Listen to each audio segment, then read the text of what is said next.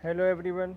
आज हम लोग क्लास 12th की फ़िज़िक्स का चैप्टर फर्स्ट का सेकंड वीडियो पढ़ेंगे और आज हम कूलाम के नियम के बारे में पढ़ेंगे। जिन लोगों ने मेरा पहले वाला वीडियो ना देखा वो प्लीज़ पहले वाला वीडियो देखें और सब्सक्राइब का रेड कलर का बटन होगा उसे दबा दें और एक बेल आइकन आएगा उसे प्रेस कर दें ताकि मैं जो भी वीडियो बनाऊँ वो सबसे पहले आप तक पहुँच जाए। और जिन लोगों को अगर कोई डेफिनेशन समझ में नहीं आती है तो वो प्लीज़ वीडियो को 2-3 बार रिपीट करके देख लेंगे तो उनको समझ में आ जाएगी। तो चलिए स्टार्ट करते हैं। लिखा हुआ है कूलाम का नियम। दो स्थिर बिंदु आवेश मीन्स बहुत छोटे छोटे आवेश। जब दो स्थिर बिंदु आवेशों के मध्य लगने वाला जो बल होता है वो दोनों आवेशों के गुणनफल के समानुपाती। ये लिखा हुआ है, दोनों आवेशों के गुणनफल के समानुपाती और उनकी बीच की दूरी के वर्ग के व्युत्क्रमानुपाती होता है। उनके आवेश के गुणनफल के समानुपाती और उनकी बीच की दूरी के वर्ग के व्युत्क्रमानुपाती होता है। इसे क्या कहते हैं? इसे कूलाम का नियम कहते हैं। और ये किस पे लगता है? दो स्थिर बिंदु आवेशों के मध्य लगता है। दो स्थिर बिंदु आवेशों के मध्य लगता है। अब वो दो आवेश कोई भी हो सकते हैं। हमने यहाँ पर दो आवेश माने हैं Q और Q0। दो बिंदु आवेश हैं और दोनों, मान लीजिए एक यहाँ पर Q रखा हुआ है और यहाँ पर Q0 रखा हुआ है, जिसे परीक्षण आवेश कहते हैं। तो इनके बीच जो आवेश यानी इनके बीच जो बल लगेगा वो उन दोनों के गुणनफल के समानुपाती और उनके बीच की दूरी के वर्ग के व्युत्क्रमानुपाती होगा। और समझने वाली बात यह है कि जितना बल ये इस पर लगाएगा और उतना ही बल ये इस पे लगाएगा। आप लोगों ने क्लास 11th में न्यूटन के क्रिया प्रतिक्रिया का नियम पढ़ा होगा कि जब कोई वस्तु किसी पर बल लगाती है तो उतना ही बल वह उस पर दूसरा लगाता है। ये आवेश पर डिपेंड नहीं करेगा। मान लीजिए कि एक 4Q आवेश है और एक Q आवेश है और मान लीजिए ये इस पर 20 न्यूटन का बल लगाता है और कोई पूछे कि ये इस पर कितना लगाएगा, तो ये भी 20 न्यूटन का ही बल लगाएगा क्रिया प्रतिक्रिया के नियम से। तो ये इसका फॉर्मूला है, इसके बीच यहाँ से ड्राइव किया गया है। और जब समानुपाती का चिन्ह हटाएंगे तो यहाँ पर एक कांस्टेंट आ जाएगा। लिखा हुआ है F बराबर 1/4 पाई एप्सिलॉन नॉट के इंटू Q0 अपॉन R²। ये जो K है ये इनके बीच में रखी हुई कोई भी चीज़ हो सकती है। कागज़ हो सकता है, इनके बीच पेट्रोल हो सकता है, कुछ भी हो सकता है। लेकिन अगर वायु है इनके बीच में, ये निर्वात है, तो वहाँ पर K कितना हो जाएगा? वहाँ पर K 1 रखेंगे अगर वायु है तो। इसीलिए हमने यहाँ पर वायु के लिए K रखने पर 1 हटा दिया है। और एप्सिलॉन नॉट क्या है? यहाँ पर निर्वात की वैद्युतशीलता। और K क्या है? K है परावैद्युतांक। ठीक है, समझ में आया होगा। और अगर दोनों आवेश एक ही जैसे हैं, यानी दोनों या प्लस प्लस के हैं या दोनों माइनस माइनस के हैं, तो उनके बीच प्रतिकर्षण बल लगेगा।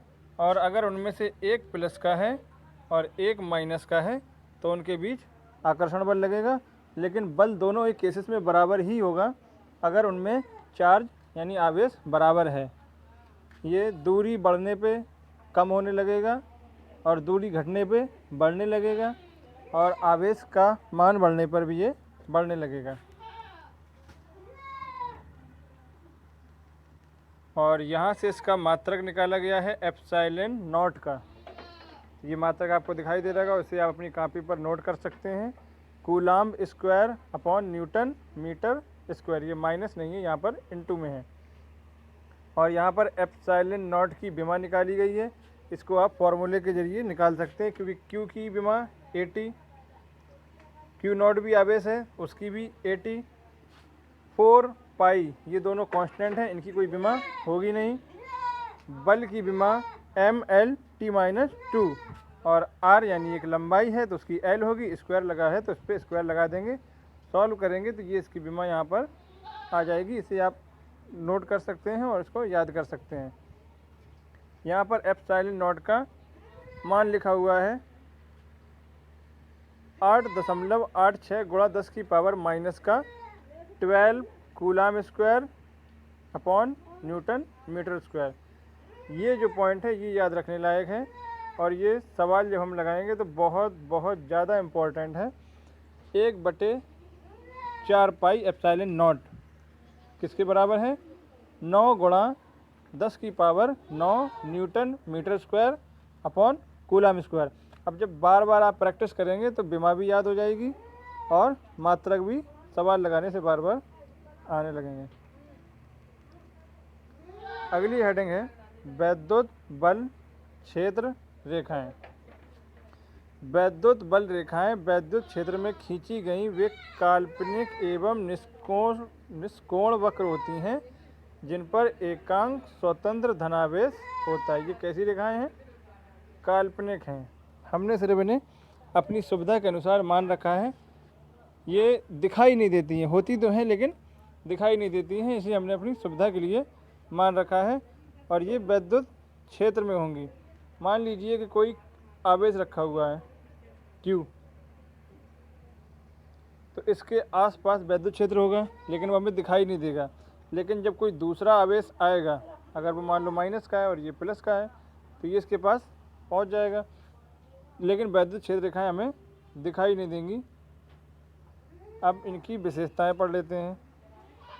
लिखा है कि वैद्युत बल रेखाएं समविभव पृष्ठ व चालक के पृष्ठ के लंबवत होती हैं। तो समविभव पृष्ठ को अभी हम थोड़ी ही देर में आगे पढ़ेंगे। ऐसा पृष्ठ जहाँ पे सभी बिंदुओं पर विभव कैसा होता है? समान होता है। वोल्टेज यानी विभव कैसा होता है? पृष्ठ के प्रत्येक बिंदु पर विभव कैसा होता है? समान होता है।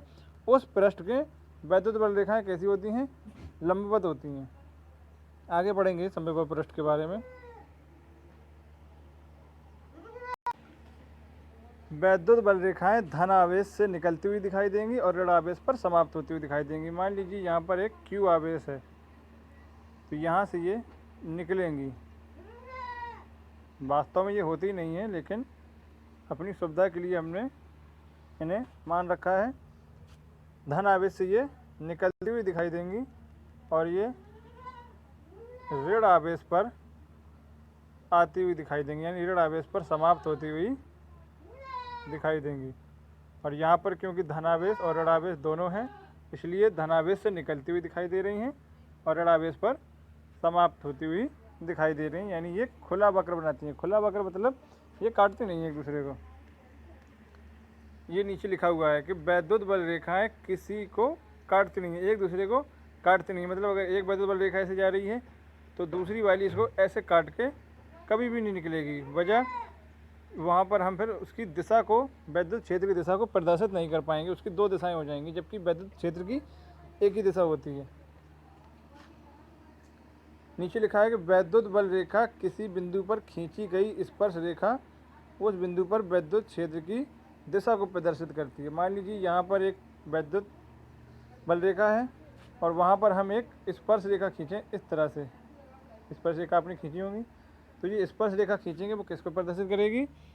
ये वैद्युत क्षेत्र की दिशा को प्रदर्शित करेगी। वैद्युत बल रेखा किसी बिंदु पर खींची गई वह स्पर्श रेखा है जो उस बिंदु पर वैद्युत क्षेत्र की दिशा को प्रदर्शित करती है। स्पर्श रेखा जब खींचेंगे तो वो वैद्युत क्षेत्र की दिशा को प्रदर्शित करेगी। एक बहुत ही इंपॉर्टेंट चीज़ जिसका यूज कई बार विकल्प में क्वेश्चन आते हैं और अति लघु में भी बहुत सारे क्वेश्चन पूछे जाते हैं कि एक चालक जो गोला होता है, आवेश हमेशा उसके ऊपर रहता है, उसके अंदर आवेश नहीं जाएगा। अंदर आवेश नहीं जाएगा, हमेशा ऊपर रहेगा। और जब आवेश ऊपर रहेगा तो अंदर आवेश होगा नहीं, तो वैद्युत बल रेखाएं भी अंदर नहीं होती हैं। वैद्युत बल रेखाएं हमेशा ऊपर ही होंगी, चालक पृष्ठ के अंदर कभी भी नहीं होंगी।